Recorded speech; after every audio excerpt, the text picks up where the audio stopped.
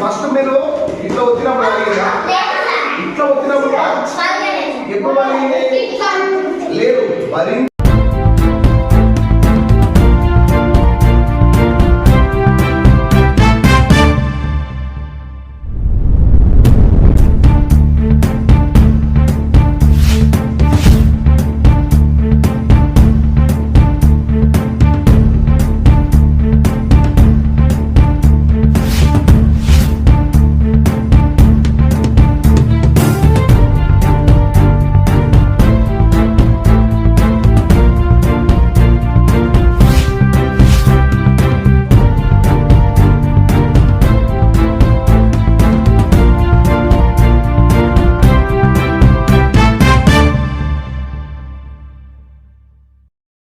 ప్రత్యేక తెలంగాణ రాష్ట్రం కోసం ఎన్నో పోరాటాలు నిరాహార దీక్షలతో సాధించుకున్నప్పటికీ సెకండరీ గ్రేడ్ ఉపాధ్యాయులు 20 ఏళ్లకు పైగా ప్రభుత్వ సేవలు అందించినప్పటికీ పదోన్నతులకు నోచుకోకపోవడంతో ఆందోళన చెందుతున్నారు.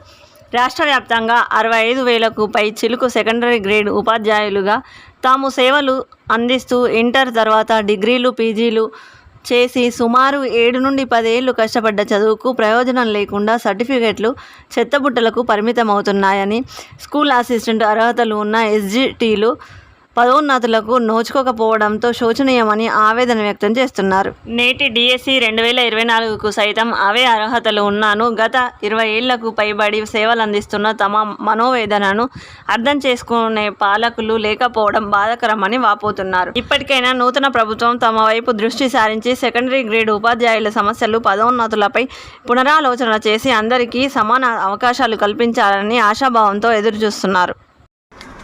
రాష్ట్రంలో ఉన్నటువంటి మేధావులకు, అదేవిధంగా విద్యాశాఖ అధికారులకు, తర్వాత ప్రభుత్వ పెద్దలందరికీ కూడా హృదయపూర్వక నమస్కారాలు.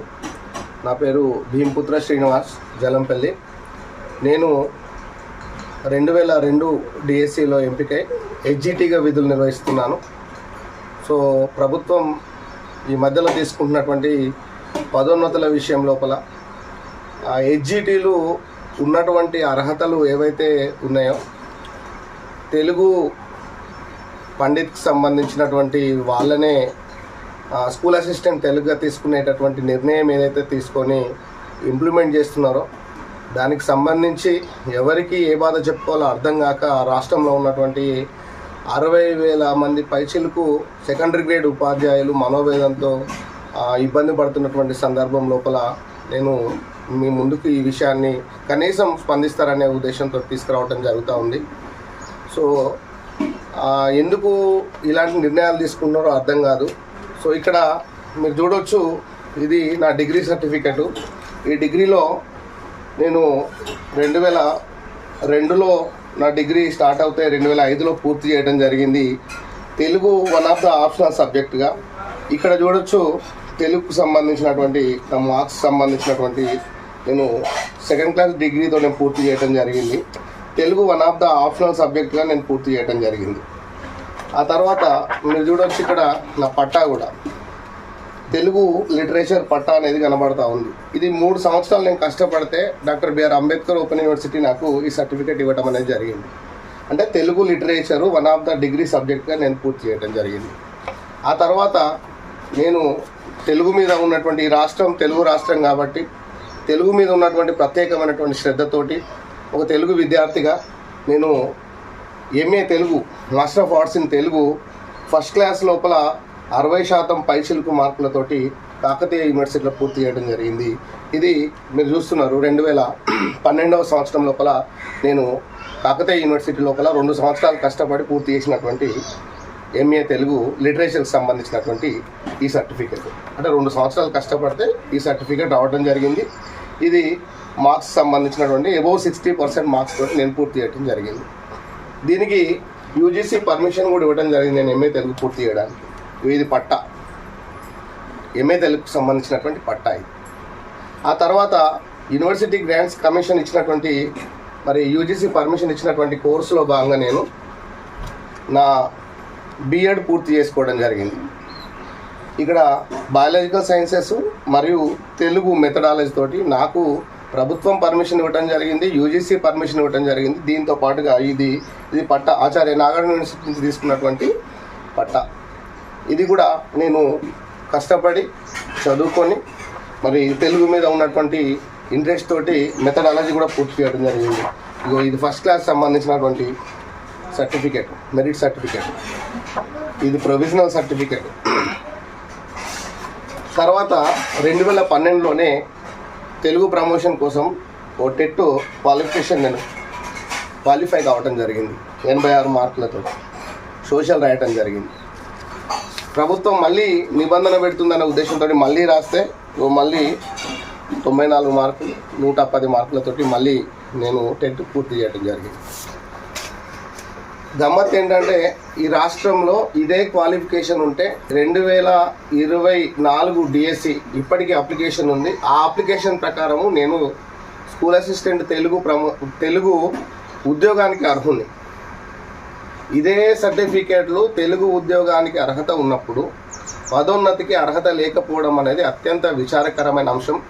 ప్రపంచ మహాసభల పేరుతోటి తెలుగు పండిట్లను ప్రసన్నం చేసుకోవడానికి ఎమ్మెల్సీ ఓట్ల కోసము ఆ రోజు ఆనాడు ప్రభుత్వం ఏదైతే ఉందో, ప్రభుత్వ పెద్దలు ఏదైతే ఉందో, ప్రభుత్వాన్ని ఇన్ఫ్లుయెన్స్ చేసినటువంటి ఎవరైతే ఆయన హెచ్ఓడీలు ఉన్నారో వాళ్ళందరూ కలిసి స్కూల్ అసిస్టెంట్లు తెలుగుకు సంబంధించి ఈ పండితులను మాత్రమే ఇవ్వాలనే ఉద్దేశంతో ఆ రోజు ప్రభుత్వం నిర్ణయం తీసుకొని స్టేజ్ మీద ప్రకటించినందుకు ఆ తర్వాత కోర్టులు ఇచ్చినటువంటి తీర్పులు ఒకటేమో ఇవ్వమనిస్తుంది, ఒకటేమో వద్దనిస్తుంది.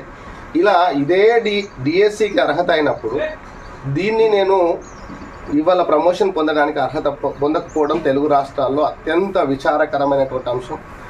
సుమారు నేను దగ్గర ఒక 8 సంవత్సరాలు కష్టపడితే ఈ సర్టిఫికెట్లు అనేవి నేను చట్టబద్ధంగా తీసుకోవడానికి వీలైంది. చదువుకొని ఎంతో ఇష్టంగా చదువుకున్నటువంటిది ఇవాళ మొత్తంగా భవిష్యత్తు అంధకారం చేస్తూ మాకు పదోన్నతి రాకుండా మరి ఇవాళ ఈ చేస్తున్నటువంటి కుట్రలు ఏవైతే ఉన్నాయో, చేసినటువంటి అంశాలు ఏవైతే ఉన్నాయో ఇప్పటికైనా ప్రభుత్వ పెద్దలారా దయచేసి ఆలోచించండి. ఎవరైనా కనీసం స్పృహ ఉన్నటువంటి ఏ మనిషి అయినా కూడా బయట పంచాయతీకి పోయినా కూడా ఆ మనిషి ఇది తప్పు అని చెప్తూ ఉంటాడు. ఎందుకంటే ఇదే క్వాలిఫికేషన్ డిఎస్సిలో స్కూల్ అసిస్టెంట్ తెలుగు రాయడానికి ఉన్నప్పుడు ఇదే క్వాలిఫికేషన్తో ఉన్నోనికి ప్రమోషన్ రాకపోవడం అనేది చాలా సిగ్గుచేటు. దయచేసి ప్రభుత్వ పెద్దలు ఇప్పటికైనా కూడా విద్యా వ్యవస్థలో ఉన్నటువంటి సంక్షోభాన్ని మళ్ళా సంక్షోభం వైపు నెట్టకుండా 65,000 మంది ఎగ్జిటీలో ఉసురు పోసుకోకుండా పదోన్నతుల విషయంలో కనీసం ఆలోచిస్తారని, పైగా మేము న్యాయస్థానాలకు వెళ్తున్నప్పుడు కూడా ఎటు దిక్కుదోచిన పరిస్థితుల్లో న్యాయస్థానాలకు వెళ్ళాల్సిన పరిస్థితి. మరి ప్రభుత్వం ఉండి న్యాయస్థానాల చుట్టూ తిరిగేలా చేయడం కూడా నిజంగా అత్యంత శోచనీయం. ఎంతో నెత్తురు ఓడి నా మీద తెలంగాణకు సంబంధించినటువంటి సందర్భం లోపల కేసులు కూడా ఉన్నాయి. ఇవన్నీ కూడా అనుభవించి వాళ్ళ తెలంగాణ రాష్ట్రాన్ని తెచ్చుకుంటే, తెలుగు ప్రధాన భాషగా ఉన్నటువంటి రాష్ట్రాన్ని తెచ్చుకుంటే, ఈ రాష్ట్రంలో కనీసం 8 సంవత్సరాలు చదువుకున్నటువంటి ఒక విద్యార్థికి, ఒక ఉపాధ్యాయునికి న్యాయం జరగలేనటువంటి పరిస్థితి ఉందంటే మరి తెలంగాణ రాష్ట్రంలో జరుగుతున్నటువంటి అన్యాయం ఎంత శోచనీయంగా ఉందో దయచేసి అర్థం చేసుకోవాలి. ఇప్పటికైనా అధికారులు పునరాలోచించుకోవాలి. మా సర్టిఫికెట్లు మరి వీటిని ఏం చేయమంటారు? తీసుకుపోయి చెత్త కుప్పల్లోకి ఇట్లా వేసుకోమంటారా? లేదు అంటే ఈ సర్టిఫికెట్లు పనిచేయని కనీసం యూజీసీతో ఇప్పియండి. ఇప్పటికైనా మాట్లాడి యూజీసీతో మాట్లాడి ఎన్సిటి